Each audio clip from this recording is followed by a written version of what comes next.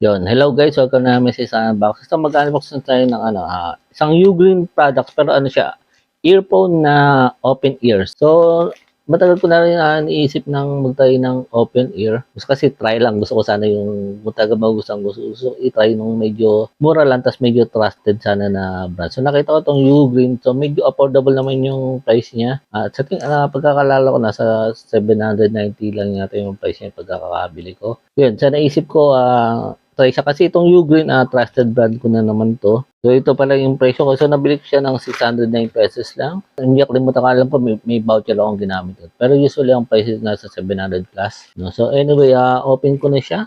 Open na natin siya. So Ugreen, to open wear, yan Ugreen, open wearable na earbuds, no. Yan. So, meron siya dito nakalagay na 30 hours daw siya ang usage time niya. So, ito yung box niya, no? Tapos, ito may sa likod yung specification. So, yan yung specification niya. So, ito nga pala, ito yung Ugreen iTunes S3 na true wireless earbuds na. Tapos, open ear design, no? Tapos, Bluetooth na rin siya. So, anyway, tatay natin siya.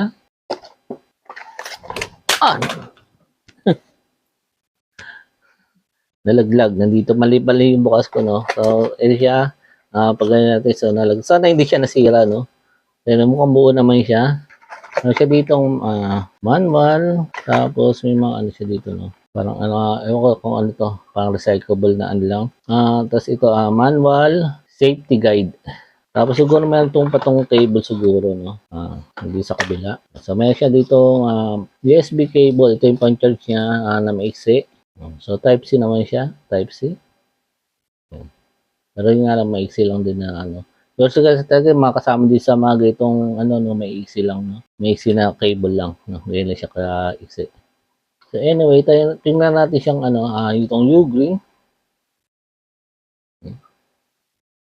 Tapos, nandito yung pang-charge niya. Tapos, natin siya. Ayan. So, ganyan siya, no? So, yung open ear siya. Dito yung, itsura niya. So, meron siya ditong, sticker, no? So, aalisin natin yan pagka gagamitin, So, alisin natin. Siguro, bago natin siya, kailangan na siya ibalik dito sa case niya para ma-activate siya. Activation. So, sa ating may charge naman to. So, ito yung design niya. So, parang ito yung parang nandito yung parang speaker niya. Tapos ito yung parang charging niya. So, sa tingin ko pagka sinuot mo siya is parang ito yung medyo nakadirekta sa tenga mo.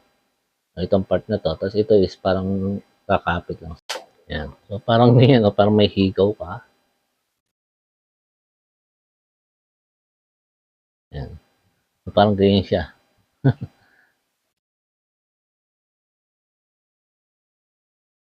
So, so, parang ganyan na yung style niya, no? So, parang meron kang higaw na nakasabit. So, tatry ko siya. So, tatry ko siya ikabit sa PC ko. Yan. So, mukhang detected naman siya. No? So, meron dito sa PC ko lumabas is Ugreen iTunes S3 audio. So, tatry ko siya sa PC ko siya ikabit. So, dito ko siya, yan, i-connecting natin siya. Tignan natin kung magko-connecting siya. Yan. Yan. So, connected na siya. Ikaw siya sa PC ko, no? So, mag-play ako ng video sa papakinggan ko lang. So, hindi na natin may so, parang ako na siguro magsasabi kung ano yung sa tingin ko kung darit. So, itong video yung tatry ko. Ito yung sa opening tin ng dandan na to, na anime. Anyway, papakinggan ko siya. Kung anong dito rin sa earphone na to. Okay naman siya. Yung sa controls niya naman, dito kung sa part niya siya, so touch gesture siya. Dito siya sa part siya pipindutin, itong part na to. Ito yung parang speaker, yung parang nasa back, no. So, dito niya siya sa back pipindutin. Katulad nito, pagka ipi-play niyo siya, yan, play siya. So, parang ito, nasa right to, pagka post siya, yan, so nagre-respond naman siya. So, napupost yung Tapos, pagka next track, ito is nasa right ear. Yung pagka nasa right ear is next track. Parang i-hold mo siya. Hold. Yan. So, nag-next track siya. Yan.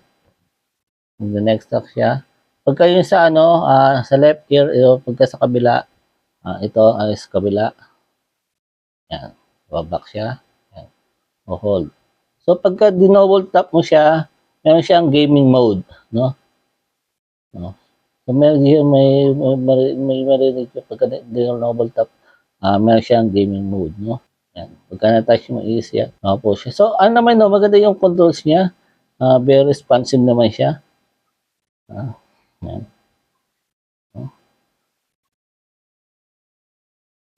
Saka gumagana din sa PC kasi iba mga open earbuds na ano no, hindi gumagana yung control sa PC. Pero itong Ugreen is okay sa PC, no? Pwede siyang gamitin sa PC.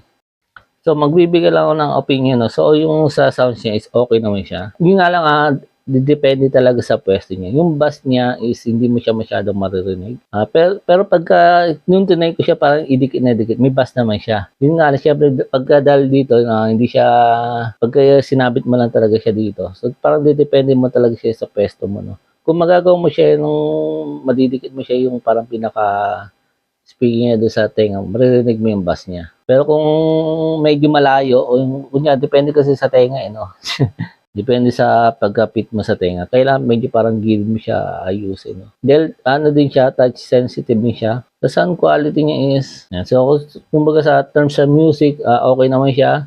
Kung malalapit mo ng konti yung ano yun, kung mapresto mo talaga yung pinaka-speaker niya sa tenga mo is may ano siya, medyo bassy naman siya, medyo maririnig mo yung pagka-bass niya. Ayun nga lang, kumbaga sa quality hindi siya, kasi meron pa akong isang ano no, compared dito sa Huawei FreeBuds, ay kung medyo ano siya, yung sound quality sa music quality medyo malayo kasi iba naman to kasi yung mga ganito talaga pagka kasi ito may noise cancelling tapos naka ano sa pinakatenga mo is talagang iba yung dating, no? Yung nga kasi talaga kinagandaan nito is, kasi yung ang problema ko lang kasi talaga dito, yung mga ganitong klaseng earbuds nung sa yung mga pagka mga ganito is, ano no, parang nai-irritate yung tenga ko, no?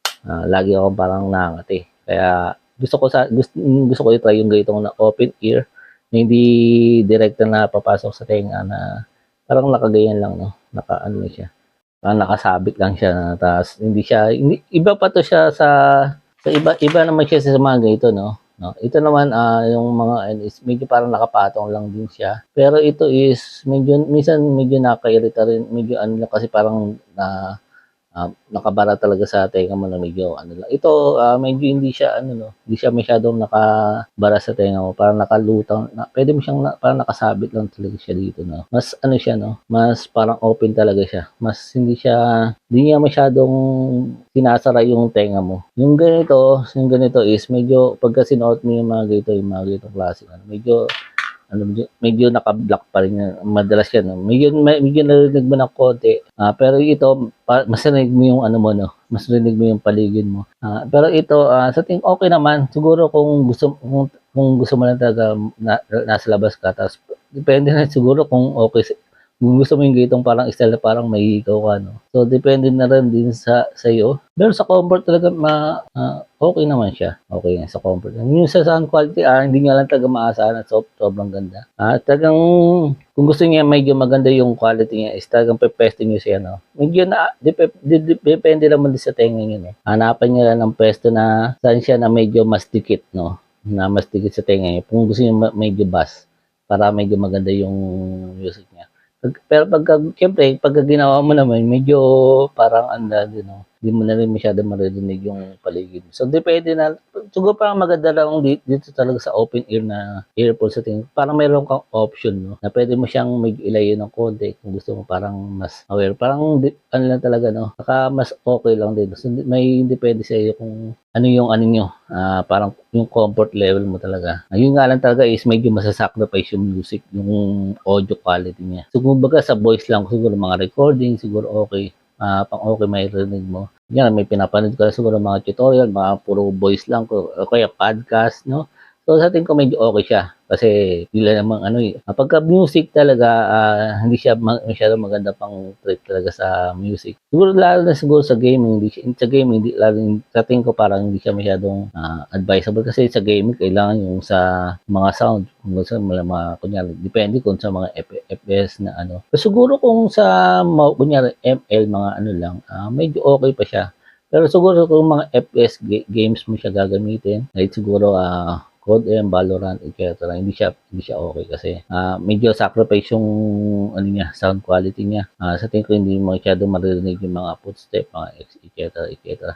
Pero siguro kung mga simple lang, siguro mga ML, mga ano, sa tingin ko medyo okay na rin siguro, no? Basta hindi dependent sa environment yung nilalaro mong games, tingin ko okay naman siya. So yun lang guys, no? Maraming salamat sa panonood. Please like and subscribe sa ating channel.